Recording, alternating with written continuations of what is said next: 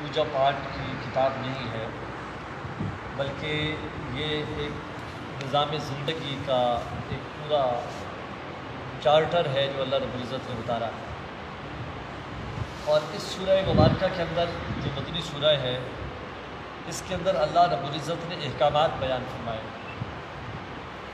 غیر مسلموں کی سب سے بڑا المیہ یہ ہے کہ ان لوگوں کو اپنا جو مسئلہ پیدا ہو جاتا ہے، اس مسئلے کے لیے ان کے پاس حل کی کوئی چیز نہیں ہوتی۔ جیسے آپ نے دیکھا 2 جمعے پہلے ایس ایچ او جب ہماری مسجد میں آیا تو اس نے آ کر کیا کہا کہ میرے پاس ایک بوڑھی عورت آئی ہندو، اور اس نے آ کے کہا کہ تم مسلمان کتنے خوش نصیب ہو کہ تمہیں کوئی مسئلہ پڑتا ہے تو فوراً قرآن کھولتے ہو، تمہیں مسئلے کا حل مل جاتا ہے۔ ہم لوگ کتنے بد نصیب ہیں، ہمارے مسئلے بنتے ہیں، ہمارے پاس جواب کوئی نہیں ہوتا۔ پھر ہم دوسروں سے پوچھتے ہیں، کبھی عیسائیوں سے پوچھتے ہیں، کبھی کس سے پوچھتے ہیں، کبھی دوسرے ملک میں فون کرتے ہیں۔ تو بات یہ ہے کہ کئی مسئلے ایسے ہوتے ہیں کہ جن کا جواب کسی کے پاس بھی نہیں ہوتا۔ آج کی صرف منزل میں سورہ البقرہ کا جو درمیانی حصہ آج پڑھا گیا ہے، اس کے اندر کچھ درجنوں مسائل اللہ رب العزت نے بیان فرمائے۔ سب سے پہلے تو اللہ تعالیٰ نے بندے کو یہ بتایا ہے کہ بندے کا اور اللہ کا تعلق کتنا مضبوط ہے۔ آج کی منزل میں پہلی رکعت میں ختم ہونے سے پہلے قاری صاحب نے آیت پڑھی، فَاذْكُرُونِي أَذْكُرْكُمْ وَاشْكُرُوا لِي وَلَا تَكْفُرُونِ۔ اللہ کہہ رہا ہے تم مجھے یاد کرو، میں تمہیں یاد کروں گا۔ کتنی زبردست بات ہے۔ دنیا میں کوئی بندہ یہ بات کہہ سکتا ہے کہ جس وقت تم مجھے یاد کرو گے میں اسی وقت تمہیں یاد کروں گا؟ جتنا مرضی میاں بیوی کا پیار ہو، کبھی ہو سکتا ہے کہ ایک ملک میں میاں بیٹھا ہو، ایک ملک میں بیوی بیٹھی ہو، ایک ہی وقت میں دونوں کو بیٹھ کے یاد کر رہا ہو؟ نہیں، ممکن ہی نہیں۔ کوئی یار دوست بیلی جو بھی ہے نہیں ہو سکتا، جتنا مرضی کو دعوے کرتا رہے نہیں ہو سکتا سوائے اللہ کی ذات کے۔ اور قرآن ہم سے کہتا ہے کہ اللہ سے زیادہ سچی بات کس کی ہے۔ اور ایک حدیث میں آتا ہے کہ اللہ فرماتا ہے کہ اگر تم مجھے اکیلے بیٹھ کے یاد کرو گے تو میں اکیلا بیٹھ کے تمہیں یاد کروں گا، اگر تم 4 بندے اکٹھے ہو جاؤ گے، یہ مجلس سجا لو گے، تو میں مجلس سجا کے میں تمہیں یاد کروں گا۔ تو اللہ کس کی مجلس سجائے گا؟ اللہ فرشتوں کو بلاتا ہے۔ اللہ یہ کہتا ہے کہ زمین پر ایک میرا بندہ اس وقت بندوں کو اکٹھے کر کے ان کے آگے میرا ذکر کر رہا ہے، تو میرا دل کرتا ہے کہ میں نے یہ کال دیا ہوا ہے کہ تم مجھے یاد کرو گے، میں تمہیں یاد کروں گا، آؤ تم میرے پاس بیٹھ جاؤ، ہم اس بندے کی باتیں کرتے ہیں۔ کتنا بڑا اعزاز ہے بندے کا کہ بندہ زمین پر بیٹھا ہو، اس کی باتیں اللہ آسمان پہ کر رہا ہو۔ اور یہ یقیناً ایسا ہے، اس میں شک کرنے والا بندہ کافر ہو جائے گا، کیونکہ یہ اللہ کا قول ہے اور اللہ سے زیادہ بہتر بات کسی کی نہیں ہو سکتی۔ پھر آگے دیکھیں اللہ تعالیٰ نے شہید کا مرتبہ بتایا کہ شہید کو تم مردہ نہ کہو، شہید زندہ ہے۔ اور یاد رکھنا قرآن کریم نے ایک فلسفہ بیان کیا ہے کہ جو قیامت کے دن صفیں بنے گی، من النبیین والصدیقین والشہداء والصالحین، یعنی پہلی صف نبیوں کی ہوگی، دوسری صف صدیقین کی ہوگی، تیسری صف شہداء کی ہوگی، اور چوتھی صف صالحین کی ہوگی۔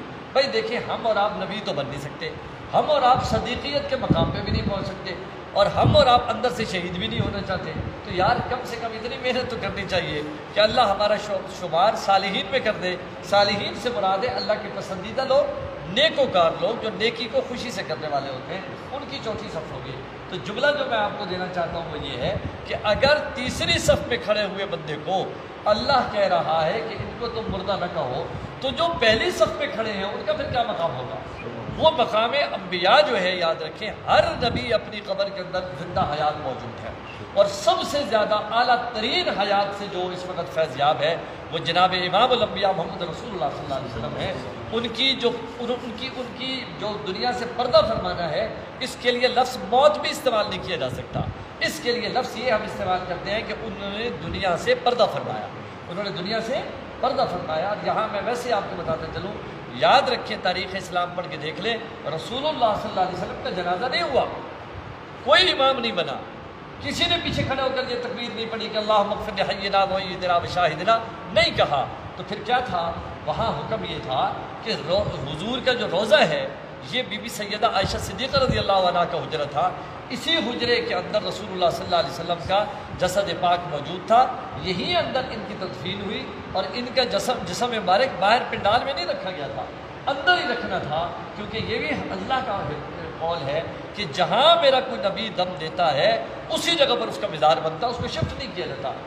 چھوٹے سے اس کمرے میں ذرا سوچو کتنے بندے آتے ہوں گے، وہاں درجن بھر بندہ آتا ہوگا، اور وہ لائنوں میں لائنیں لگ کے لوگ آتے رہے، اور وہاں کھڑے ہو کے کیا کرتے رہے؟ صرف درود و سلام کے نذرانہ پیش کرتے رہے۔ رسول اللہ صلی اللہ علیہ وسلم کی ذات کو سلامیاں پیش کر کے جاتے رہے، کیونکہ حضور میری اور آپ کی دعاؤں کے جو ہے نا وہ کیا کہتے ہیں اس کو محتاج نہیں ہے، ہم اور آپ سارے سب کی دعاؤں کے محتاج ہیں، اور سب سے زیادہ نظر سولی اپنے اللہ کے دوستوں کی اور خاص طور پر نبیوں کی ہمیں ضرورت ہے، لیکن حضور کی ذات ہماری دعاؤں کی محتاج نہیں ہے۔ اس لیے اللہ نے فرمایا کہ اس کی ذات کے لیے جو عبادت ہے وہ تو ہمیشہ سے ہو رہی ہے اور ہمیشہ ہوتی رہے گی۔ تو ایک تو یہاں ایک یہ نقطہ سمجھ لیجئے۔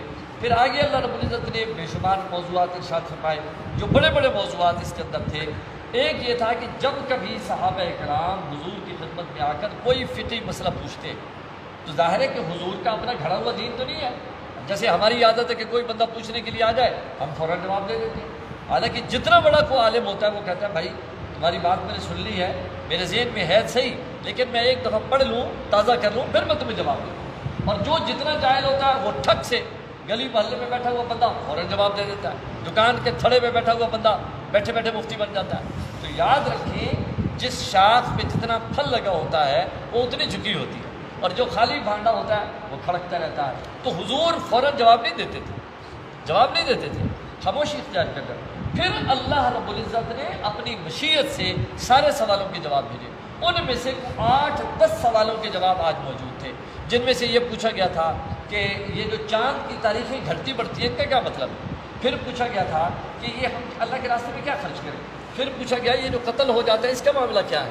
پھر پوچھا گیا کہ یہ عورت میں جو حیض آ جاتے ہیں یہ کیا مسئلہ ہے؟ پھر پوچھا گیا جناب یہ طلاق کے مسئلے کیا ہیں، یہ عدت کیا ہے، یہ رضاعت کیا ہے؟ تو ہر بات کا جواب رسول اللہ صلی اللہ علیہ وسلم کے ذریعے اللہ رب العزت نے ارشاد فرمایا۔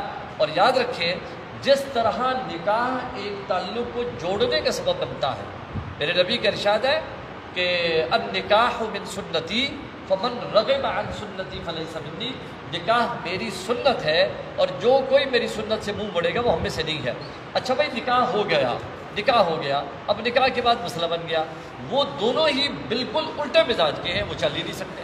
اب ضروری تو نہیں ہے کہ یہ ان کو زبردستی کہا جائے کہ بس بیٹھے رہو، بس سر جھکاؤ اور پار لگ جاؤ، نہیں، یہ فطری معاملہ ہے۔ تو اللہ رب العزت نے یہ حکم دیا ہے کہ اگر مرد کو یہ مسئلہ ہو وہ بالکل اس عورت کے ساتھ نہیں رہ سکتا، یا بالکل متضاد ہے یا کردار میں بہت تبدیلی ہے، فرمایا وہ طلاق دے سکتا ہے۔ اور اگر عورت یہ سمجھے کہ یہ مرد بالکل اس قابل نہیں ہے، میں اس کے ساتھ نہیں رہ سکتی، اس کے پاس بھی حق ہے کہ وہ خلا حاصل کر سکتی ہے، لیکن دونوں صورتوں میں شریعت کے قانون کے مطابق ہوگا۔ ہمارے ہاں کیا ہوتا ہے، بندہ طلاق دے بیٹھتا ہے، طلاق دے کے جناب کہتے ہیں جب بڑے بڑیروں کو پتہ لگتا ہے کہتے ہیں جی وہ ہمارے تو بڑیرے بیٹھ گئے اور پنچایت بیٹھ گئی ہے تو بڑوں نے سب نے سمجھایا ہے، اب انہوں نے وعدہ کر دیا ہے کہ یہ ہم دوبارہ غلطی نہیں کریں گے۔ تو یاد رکھیں یہ دین ہے، یہ کسی کے باپ کی جاگیر نہیں ہے کہ جناب ایویں فیصلہ ہو گیا، پنچایت نے فیصلہ، پنچایت کون ہوتی ہے فیصلہ کرنے والی؟ اللہ سے بڑی کوئی پنچایت ہے؟ اللہ نے یہ بتایا ہے اور طریقہ سمجھایا ہے۔ یاد رکھیں نبی علیہ الصلوۃ والسلام نے کسی عورت کو طلاق نہیں دی، اس لیے طلاق دینے کا مسنون طریقہ تو کوئی نہیں ہے۔ ہاں طلاق دینے کا مستحب اور بہترین طریقہ کیا ہے وہ اللہ نے بتایا۔ پہلی بات یہ بتائی ہے کہ عورت کو طلاق دینے کے لیے عورت ایام پاکی میں ہونی چاہیے، یعنی وہ ناپاک نہ ہو، کیونکہ ناپاکی میں ویسے بندے کے میٹر گھومے ہوتے ہیں، تو جذبات میں نہ ہو، آرام میں ہو، ایک بات۔ دوسری بات یہ ہے کہ وہ ٹھہر کے طلاق دے، 1 مہینے میں 1 طلاق، پھر سوچ بچار۔ ہمارے یہاں کیا کرتے ہیں، تینوں فیر کھول دیے، 5 منٹ کے بعد باہر آیا اور جناب ہاتھ جھاڑ کے میں چھڈ آیا جی میں طلاق۔ بہت جاہل آدمی، یہ تو نکمے ترین آدمی کا کام، یہ بہادری نہیں ہے۔ اس لیے اللہ نے 3 طلاقوں کا لفظ بھی نہیں بولا قرآن میں۔ آج کی منزل میں آپ نے سنا ہے اللہ کیا فرما رہا ہے، الطلاق مرتان فامساک بمعروف او تسریح باحسان۔ بھائی طلاق 2 ہیں، یا تو اچھے طریقے سے رکھ لو یا ٹھیک باعزت طریقے سے رخصت کر دو۔ اچھا بھی اس کے اندر کیسے رخصت ہوگی؟ بھائی 2 طلاقیں دے کے، پہلی بات تو یہ اگر 1 طلاق دی ہو تو اس کے اندر تو رجوع کا ڈائریکٹ مسئلہ ہے، بندے کو کچھ کہنا ہی نہیں پڑتا، یعنی اس گھر میں مرد بیٹھا ہے، اس گھر میں عورت بیٹھی ہے، ادھر سے اٹھ کے مرد اپنی بیوی کی طرف جانے لگتا ہے تو طلاق۔ کتنا زبردست طریقہ ہے، اس کو طلاق رجعی کہتے ہیں۔ 1 لفظ بولا تھا، وہ دوبارہ قدم اٹھانے کے نتیجے میں اللہ نے جوڑ پکا کر دیا۔ اب یہ ہے کہ یاد رکھیں اللہ نے اس کو 3 اجازتیں دی تھی، 1 اجازت استعمال ہو گئی ہے، پیچھے رہ گئی ہے 2۔ اب کبھی زندگی میں اگر اس نے 2 دفعہ بول دیا تو یہ 1 پہلا اور یہ 2 بعد میں خود بخود 3 ہو جائیں۔ خود بخود 3 ہو جائے گا۔ اس لیے فرمایا الطلاق مرتان، اگر ایک نہیں 2 دے دی ہیں تو پھر کیا طریقہ اختیار کرے؟ اس کا طریقہ کار یہ ہے کہ 2 طلاقیں دینے کے بعد بندے کے پاس عدت کے اندر رجوع کا حق ہے۔ عدت طلاق کی کتنی ہے یہ بھی آج لکھا ہے آج کی منزل میں۔ طلاق کی عدت 3 مہینے ہے یا 3 حیض کہہ لیں، فقہائے حنفیہ کہتے ہیں 3 حیض۔ 3 حیض کا مطلب یہ ہے کہ ایک عورت فرض کرو آج طلاق دی ہے، آج طلاق دی ہے، 4 دن کے بعد وہ عورت ناپاک ہو گئی ہے، تو اس کو اب مہینہ انتظار کرنے کی ضرورت نہیں، اس کی پہلی ٹرم آ گئی، اب اس کے بعد دوسری ٹرم آئے گی، اس کے بعد تیسری ٹرم آئے گی۔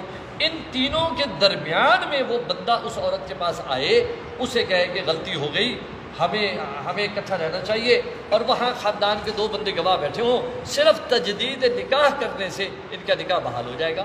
بس ان کے کوئی رولا رپا نہیں، کسی پنچایت کی ضرورت نہیں، خدا کا قانون موجود ہے۔ ہاں اگر عدت گزر گئی، انہوں نے رجوع نہیں کیا، تو اب کیا ہوگا؟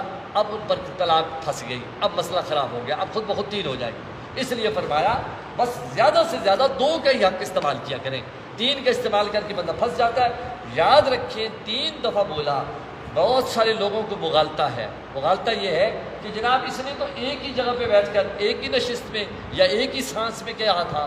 بھائی بات سنیں، جس جاہل آدمی نے ایک ہی جگہ بیٹھ کر طلاق کہا ہے کہ میں نے تجھے طلاق دی، میں نے تجھے طلاق دی، میں نے تجھے طلاق دی، اس جاہل کو اس بات کا پتہ ہے کہ 3 دفعہ کہنے سے یہ طلاق ہوتی ہے۔ اس نے سوچ سمجھ کے دی ہے، ایسے نہیں دی۔ اس کو وہ 5 دفعہ کیوں نہیں کہا؟ اس نے 2 دفعہ کیوں نہیں کہا؟ اس نے 1 دفعہ کیوں نہیں کہا؟ اس نے 3 دفعہ کیوں کہا؟ اس کے ذہن میں یہ ہے کہ میرے لیے میری بیوی حرام ہی تب ہوگی۔ اور دوسری سب سے بڑی کمینہ پن جو ہمارے معاشرے میں ہوتا ہے، جو جہالت کی وجہ سے ہے، وہ یہ ہے کہ عدالت میں بیٹھا ہوا عرضی نویس جو ہے، اس نے لینے ہوتے ہیں 200-300 روپیہ۔ ایک جاہل آدمی اس کے پاس جاتا ہے کہ بھئی میں نے طلاق نامہ بنوانا ہے، اس کے پیٹ میں مروڑا ہے کہ وہ اس کو منع کرے، یار کیوں دینا ہے طلاق؟ وہ کہنا 500 لگیں گے، وہ کہنا یار مجبوری ہے دیواں گا۔ صدام ہوتا ہے اس کے اندر زیادہ 100 روپے کا، 200 روپے کا، اس نے اوپر کے 200-300 روپے اپنی جیب خرچی لینی ہے، لکھائی شکائی کا پیسہ۔ اب وہ جاہل آدمی 500 روپے کے عوض وہ جو طلاق نامہ تیار کرتا ہے، وہ کیا کرتا ہے؟ وہ پوری کہانی لکھتا ہے، بھئی میں ہوش و حواس کے اندر ہوں اور میں نے اپنی بیوی پر بلا جبر و کرا میں اس کو اپنی زوجیت سے نکالتا ہوں، اور اس کی بعض ناچاکیوں کی وجہ سے یا کوئی بھی ایک آدھ الزام لگاتا ہے یا ذہن اس کا ہمارا نہیں ملتا، تو میں اس کو جو ہے اپنے بدن پر حرام حرام حرام کرتا ہوں، اور میں اس کو طلاق طلاق اور طلاق دیتا ہوں، اور اس کا جو بچہ ہے فرض کرے وہ لکھ دیتا ہے کہ میں نے دے دیا، یا میری طرف سے اجازت ہے کہ عدت کے بعد یہ دوسری شادی کر سکتی ہے۔ سارا کچھ کرا کے سائن کر کے یا انگوٹھا کر کے وہیں بیٹھے ہوئے 2 بندوں کے سائن کرا کے جب وہ طلاق نامہ ہو گیا، اب جناب اس کی کاپی چلی گئی، وہ پھٹا پڑ گیا، وہ کہنے لگے وہ تو جی میں غصے میں بیٹھا تھا، وہ تو میرا نیت دینے کی تو تھی نہیں جی، میں نے تو جا کے اسٹامپ فروش سے کہا، اس خبیث نے یہ لکھ دیا۔ بھائی اس خبیث نے تو لکھا ہے، تم خبیث نے جا کر کہا ہے تو اس خبیث نے لکھا ہے، اس کو تو الہام آیا ہوا تھا کہ تم نے طلاق دے دیا۔ اس کا مطلب یہ ہوا یہ جہالت کے کام ہے، یہ عرضی نویسوں کا کام نہیں ہے، جس کا کام اسی کو ساتھ ہے۔ ہر بندہ یاد رکھے کہ جب ہمارے گھر میں کوئی چیز خراب ہوتی ہے، اگر بجلی کی چیز خراب ہوئی ہے تو ہم بجلی والے کے پاس جاتے ہیں، اگر ہمارا نلکا خراب ہے تو ہم پلمبر کے پاس جاتے ہیں، اگر ہمارے کپڑے پھٹے پڑے ہیں یا نئے سلوانے ہیں تو ہم درزی کے پاس جاتے ہیں، اگر جسم میں درد ہے تو ہم ڈاکٹر کے پاس جاتے ہیں، کریانے کی سودا ختم ہو گیا تو کریانے والے کے پاس جاتے ہیں۔ کبھی کریانے کی چیز ہم میڈیکل اسٹور سے نہیں لیتے۔ تو یارو یہ دین کا مسئلہ تھا تو دین والوں کے پاس آنا چاہیے تھا، کسی امام صاحب کے، کسی خطیب صاحب سے مشورہ کرنے کے لیے آنا چاہیے تھا۔ تو یاد رکھیں مسائل اس میں بہت ہیں آج کی منزل میں، لیکن چونکہ یہ ایک اہم مسئلہ ہے اس لیے میرا دل کرتا ہے کہ انسانوں تک پہنچے۔ اور آخری بات میں عرض کر رہا ہوں، طلاق ہوتی ہی غصے میں، طلاق لاڈ پیار میں نہیں ہوتی کہ ایک آدمی اپنی بیوی سے بہت خوش ہو جائے اور جب بہت ہی خوش ہو جائے بس بالکل ہمیں چھالا مارتا پھرتا ہوئے کہ آج تو میری ساتھی نے میرے آج بہت ہی خوش کر دیتا تھے، کپڑے بھی سونے پائے تھے، روٹی بھی چنگی بنائی ہے، گھر میں بڑا صاف پیا ہے، بولی بھی بڑی سونی ہے، بھائی کی یاد کریں گی بھلیے لوگ کہ میرے بلو تن طلاق کے طلاق یہ بھی کو دے دا طلاق تو دینا ہی اس نے جس نے بندہ تھا دماغ کھوتا کھاتی پھرتا ہوتا ہے۔ تو ایسی صورت میں یاد رکھے یہ شیطان کا کام ہے، شیطان کی جشن منانے کی گھڑی ہوتی ہے۔ شیطان در حقیقت یہ چاہتا ہے کہ طلاق ہو جائے، ہنستے بستے گھروں کو اجاڑنے کی جو خواہش ہے وہ شیطان کی ہے، رحمان کی خواہش ہے گھر آباد ہے۔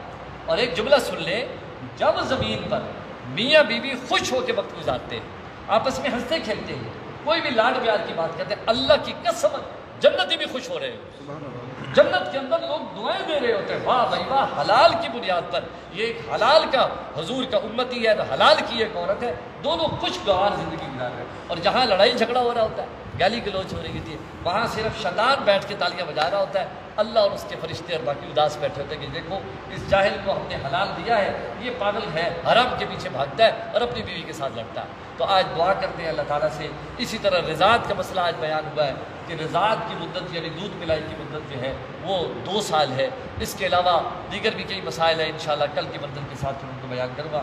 اللہ مجھے اور آپ سب کو دین سمجھ کر عمل کرنے کی توفیق عطا فرمائے، اور رمضان المبارک چونکہ قرآن کا مہینہ ہے، اس لیے زیادہ سے زیادہ اللہ مجھے اور آپ کو قرآن فہمی کی، قرآن کی تلاوت کی، قرآن کی زیارت کی اور قرآن کو سمجھنے کی اللہ توفیق عطا فرمائے اور عمل کرنے کی توفیق عطا فرمائے۔ بسم اللہ الرحمن الرحیم، الحمدللہ رب العالمین والعاقبۃ للمتقین والصلاۃ والسلام علی سید الانبیاء والمرسلین۔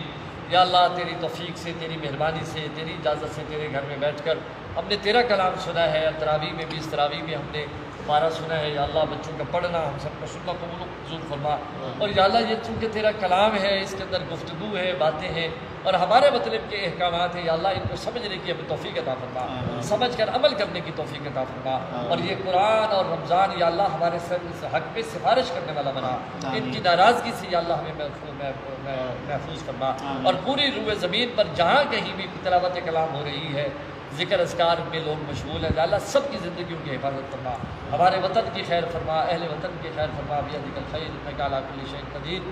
اور یا اللہ یہ جو کرونے کی وبا آئی ہوئی ہے اسے دفع فرما، اس سے ہمیں نجات نصیب فرما، پوری عالم انسانیت کو نجات نصیب فرما، حرمین شریفین کے رونق کی بحال فرما، اور ہمارے ملک میں یہ جو ایک تحریکی معاملہ اور حکومت کی نالاکی کی وجہ سے ایک مسئلہ کھڑا ہوا ہے، امن امان کا مسئلہ، یا اللہ دونوں فریقوں کو عقل کا جو دامن پکڑنے کی توفیق عطا فرما، اور رسول اللہ صلی اللہ علیہ وسلم کی جوتیوں کے صدقے اس وطن کی خیر فرما، الجنت کی خیر فرما، صلی اللہ۔ جتنے دوستوں نے دعاؤں کی درخواست کی ہے سب کے نیک دعائیں قبول فرما، بیماروں کو شفا دے، ہمارے محرومین کو اپنی جوار رحمت میں جگہ عطا فرما، اور ہمارا دوست اللہ نواز جس نے ہمیں یہ زمین وقف کی تھی، یا اللہ وہ آج میں اس کو ملنے گیا، وہ بیمار ہے، اسے شفا عطا فرما، اس کی جو مسائل ہیں وہ دور فرما، اور وہ اس وقت ریسٹ میں ہے، یا اللہ اسے چاقو چوبند فرما، وہ اداس بیٹھا تھا کہ میں نے کبھی روزہ نہیں چھوڑا لیکن اب مجھ سے نہیں رکھا جا رہا، یا اللہ اسے بھی اور تمام ہم جیسوں کو بھی صحت و کاملہ عاجلہ اور رمضان پورا صحت کے ساتھ گزارنے کی توفیق عطا فرما، وصلی اللہ تعالی علی خیر خلق محمد وعلی آلہ وصحبہ اجمعین،